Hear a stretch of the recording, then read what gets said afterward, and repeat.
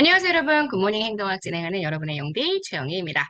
자, 오늘 38일차 경력직부터 임용시험까지. 사실 여기 파트는 진짜 암기 파트여서 여러 번 돌려보셔야 된다고 얘기를 했습니다. 내용을 이해하는 것보단 진짜 그냥 암기, 생암기. 그래서 암기가 필요한 파트여서 암기를 할 수 있게 저랑 계속해서 가서 같이 반복해 주시면 됩니다. 오늘은 조금 가볍게 끝날 것 같아요. 우리 월요일과 화요일에 너무 힘들었죠? 자, 가봅시다. 경력직과 특수경력직이고 아시겠지만 경력직이요. 우리가 보통 얘기하는 공무원입니다. 실적과 자격에 의해서 임용되고 평생 근무 예정되어 있어 신분이 보장되는 공무원. 그래서 일반적으로 기술, 연구, 행정 일반 이렇게 담당하는 공무원들 우리가 일반직 공무원이라고 이야기를 하고요. 만약에 특수한 업무를 담당해. 이거 다 외워야 된다. 그죠? 법관, 검사, 외무, 경찰, 소방, 교육, 군인, 군무원, 헌법재판소의 연구관, 국가정보원 직원, 경호공무원 다 우리가 뭐라고 이야기하냐면 이들 모두를 다 특수한 업무에 종사하죠. 특정직 공무원이라고 이야기를 합니다. 만약에 실적제의 영향을 받지 않아요. 좀 임용도요 다른 방식으로 임용이 되고요. 이 정년을 완전히 보장받지 않는 우리가 보통 알고 있는 좀 다른 공무원, 일반적인 공무원들과 임용 방식이 다른 공무원들은 특수경력직 공무원입니다. 이 특수경력직 공무원들은 대부분 진짜 중요해서 선거로 임명되거나 취임하거나 아니면 임명될 때 국회에 동의가 필요한 사람들, 우리 이런 사람들을 정무직이라고 얘기를 하고요. 정무직은 그래서 급수가 없죠, 여러분. 1급, 2급이 이롭지 않습니다. 자, 그에 비해서 보좌 업무를 수행하거나 특정한 업무를 수행하기 위해서 임용을 하는 경우 우리가 별정직 공무원이라고 이야기하죠. 일반적인 급수 적용은 일반직과 특정직과 별정직 그리고 정무직 공무원은 따로 우리가 등급 설정을 하지 않는다는 점도 같이 기억해 주시면 될 것 같습니다. 자, 경력직과 특수경력직 정리했고요. 특정직 공무원 같은 경우는 이거 다 외워주셔야 합니다. 오케이. 자, 그럼 들어갈게요. 이번에는 고위공무원단이요. 고위공무원단은 중앙정부, 우리나라 국가직 공무원들 중에 1급에서 3급, 실장이나 국장급 공무원들이라고 얘기를 합니다. 이들 중에서 우리가 고위공무원단을 운영을 해주게 되죠. 그래서 특정직 중에서는 외무직이 고위공무원단에 들어가기 때문에 여기까지 같이 봐주시면 되고요. 계급을 폐지하고 직무 중심으로 갑니다. 그래서 직무 등급이 있어요. 우리 2등급으로 가등급, 나등급 해주게 됩니다. 범부처적으로 인사혁신처가 관리 운영하되 부처에 이미 배치가 되어 있는 고위공무원들은 소속 장관이 관리를 해주게 되고요. 개방형직이 20%, 공모직이 30%, 기간 자율직이 50% 이렇게 해서 현재 직위의 유형이 분류된다라고 얘기를 해줄 수 있습니다. 일단 고위공무원단 후보자는요. 교육을 받아요. 그죠? 고위공무원단 후보자 교육을 받고요. 그 다음 역량평가라는 사전평가, 능력을 평가하는데 아직 앞으로 하지 않았지만 어느 정도 할 수 있는지 그 능력을 평가하는 사전평가 진행을 한 다음에 고위공무원단에 진입을 하게 되고요. 보통 직무와 성과 중심으로 관리를 하죠. 직무 성과 계약 체결하고요. 성과 중심으로 성과 계약 체결에 따른 근무 성적 평정을 실시합니다.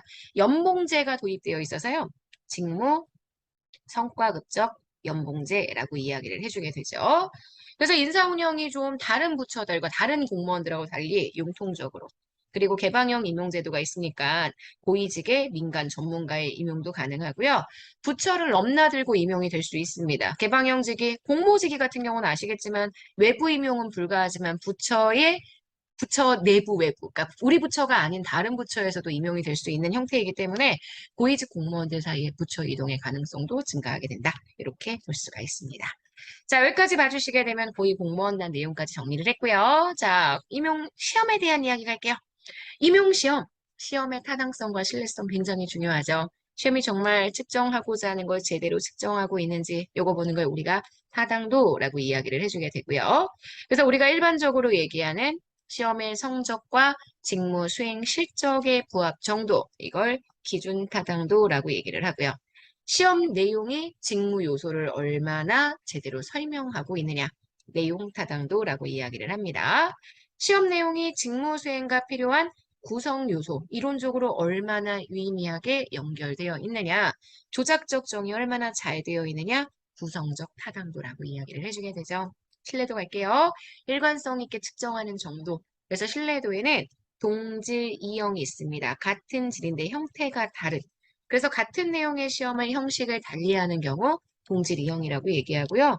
아예 똑같은 시험을 재시험하는 경우도 있습니다. 그리고 한 번에 시험 문제를 만들고 그걸 나누어서 반으로 쪼개서 시험을 실시하게 되죠. 반분법이라고 이야기를 해주게 됩니다. 자, 여기까지 보시면 시험의 타당도와 신뢰도 두 개 다 내용들을 확인할 수가 있겠죠. 자, 그러면 우리가 선지대 좀 보도록 할게요. 일단 경력직과 특수경력직. 그래, 분류가 제일 중요해요.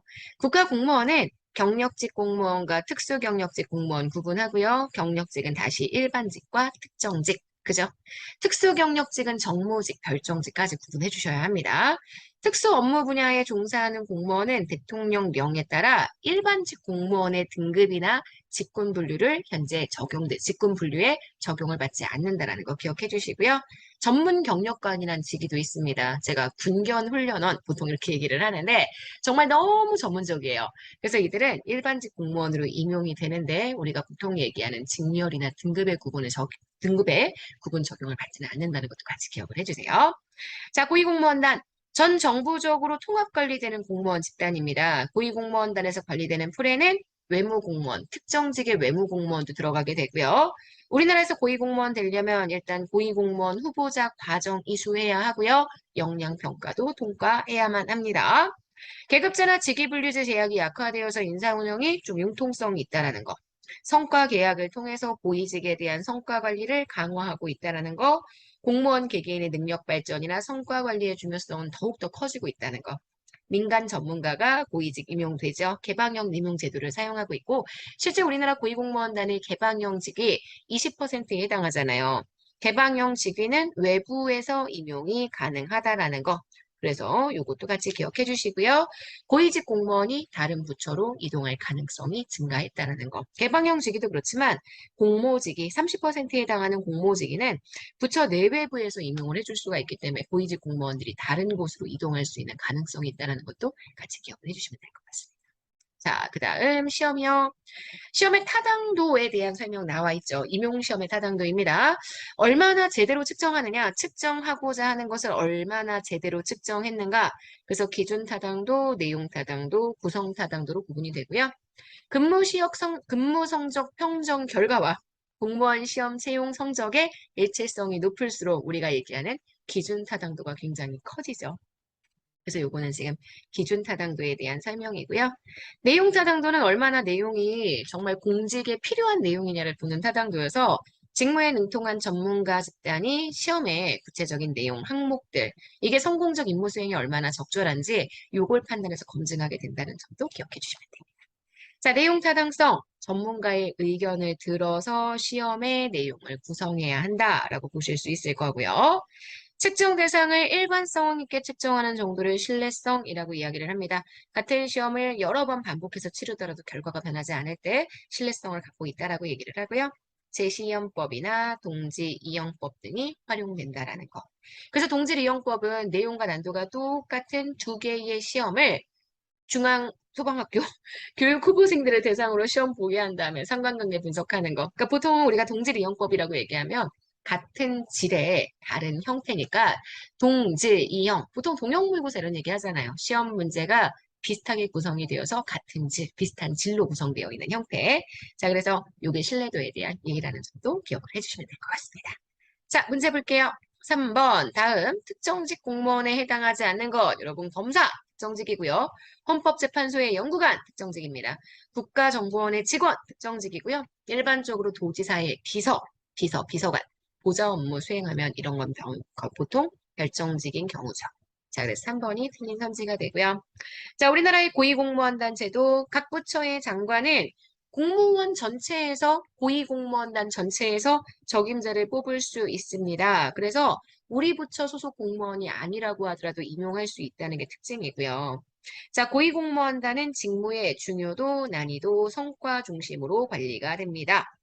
부지사 등의 지방자치단체의 고위직 공무원, 사실 지방공무원에는 고위공무원단이 없죠. 하지만 지방자치단체에서 일하는 국가직 고위공무원단은 있습니다.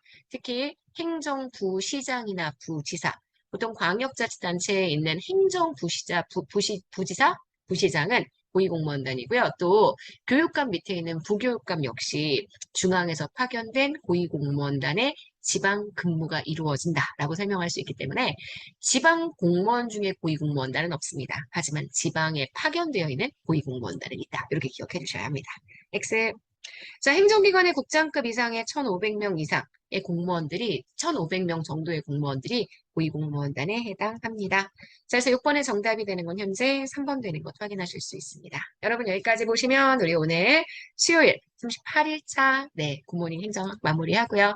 여러분 이제 좀 있으면 명절 시작입니다. 명절 잘 보내시기 위해서는 이번 주 금요일까지 저랑 계속 굿모닝 행정 알려주셔야 합니다. 명절에도 저희는 쉬지 않고 계속 할 거예요. 오케이? 자, 여러분 오늘 하루 너무너무 잘 보내시고요. 저희는 내일 아침에 만나도록 하겠습니다. 안녕. 아, 오늘 하루 여러분 거예요. 빠이, 안녕.